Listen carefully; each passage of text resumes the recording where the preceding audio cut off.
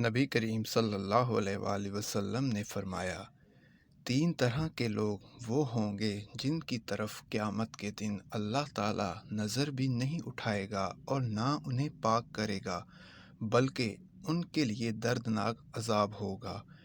ایک وہ شخص جس کے پاس راستے میں ضرورت سے زیادہ پانی ہو اور اس نے کسی مسافر کو اس کے استعمال سے روک دیا۔ دوسرا وہ شخص جو کسی حاکم سے بیعت صرف دنیا کے لیے کرے کہ اگر وہ حاکم اسے کچھ دے تو وہ راضی رہے ورنہ خفا ہو جائے۔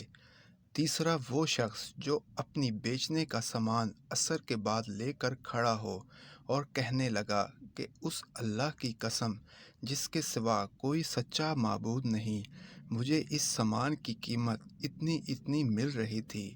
اس پر ایک شخص نے اسے سچ سمجھا اور اس کی بتائی ہوئی قیمت پر اس سامان کو خرید لیا۔ پھر آپ نے اس آیت کی تلاوت کی جس کا ترجمہ، جو لوگ اللہ کو درمیان میں دے کر اور جھوٹی قسمیں کھا کر دنیا کا تھوڑا سا مال مول لیتے ہیں، ان کے لیے آخرت میں دردناک عذاب ہوگا۔ مزید احادیث واقعات سننے کے لیے ہمارے چینل کو سبسکرائب کریں اور بیل آئیکن کا بٹن ضرور پریس کریں۔